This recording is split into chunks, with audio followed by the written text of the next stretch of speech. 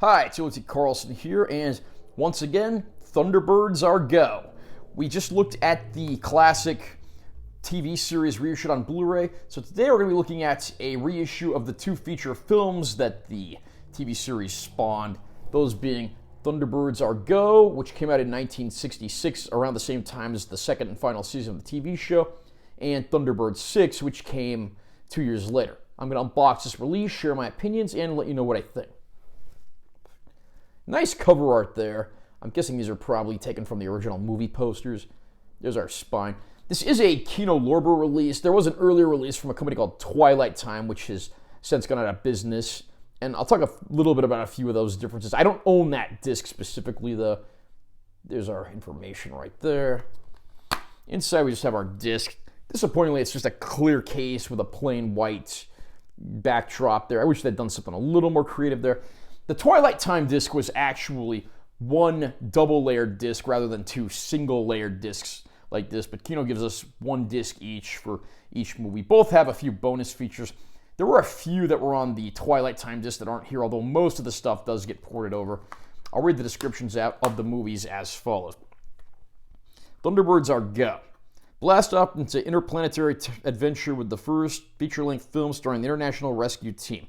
Millionaire ex-astronaut Jeff Tracy and his 5 stalwart sons, the fabulous secret agent Lady Penelope, and of course, their incredibly futuristic fleet of Thunderbird rescue ships. Thunderbird 6. The Tracy team is back in action with another riveting adventure. This time it'll take all of their combined effort and the cunning wit of their colleague Lady Penelope to defeat an international ring of terrorists who've targeted international rescue for destruction. Essentially, the plots of the two films. The first film, Thunderbirds Are Go, revolves around a manned mission to Mars where our astronauts encounter some sabotage attempts as well as some unexpected monsters on the surface of the planet. When they return to Earth, it's up to international rescue to spring into action to save them.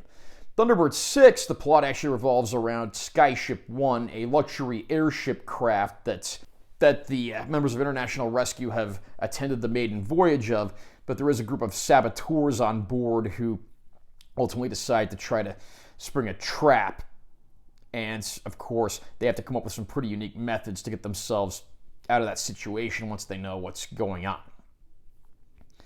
Now, I have to say, I am a fan of the TV series, and when any TV series, especially back then, was big enough, of course, a feature film seems like the most logical way to go. And these basically, for better or worse, play out like extended versions of the television series. They're certainly not the best work to come from the franchise, but they are ambitious, and you can see that Jerry Anderson and his team certainly put all their resources into making these. Unfortunately, both movies did flop at the box office, although they did get positive reviews and have certainly maintained their cult classic status all these years later. The first movie, I have to say, there are certainly some great moments, although the landing on Mars and the threat that they deal with honestly feels more like something out of Fireball XL5 than something out of Thunderbirds, which is a little odd there. And the second film, of course, revolves around the characters being victims of saboteurs on the maiden voyage of Skyship 1, and seeing the solutions they come up with in the long run, while also seeing brains trying to adhere to Jeff Tracy wanting to create a new Thunderbird craft are certainly worth watching. Despite the title of Thunderbird 6, the creation of a sixth craft really is a B story at best, although it does result in a few chuckles throughout. So if you are a fan of Thunderbirds or any of Jerry Anderson's Super Marionation shows, this set's certainly worth getting your hands on. I think both the Twilight Time and the Kino are out of print, although you can find the Kino release used for pretty cheap these days. I got this used over at Zia Records here in Vegas for like $13. Not a bad deal given you get two movies. Picture quality throughout is decent, although you can tell there are limitations based on the way they shot this, and the color palettes do tend to look a little drab. They're not as vibrant as you would hope. Personally, I think the Blu-ray release of the TV series actually looked quite superior to these movies, although they certainly don't look bad by any means. I'm happy to see all the film grain is intact and they haven't attempted any artificial noise reduction or anything like that. On both discs, we do get a handful of featurettes. There are also audio commentary tracks, so that sort of thing is worth listening to if you're a fan and you've seen the movies and you want to experience them a different way. But you do get some nice interviews and looking back featurettes on here, so I think anyone that's a fan of the movie will want to check those out.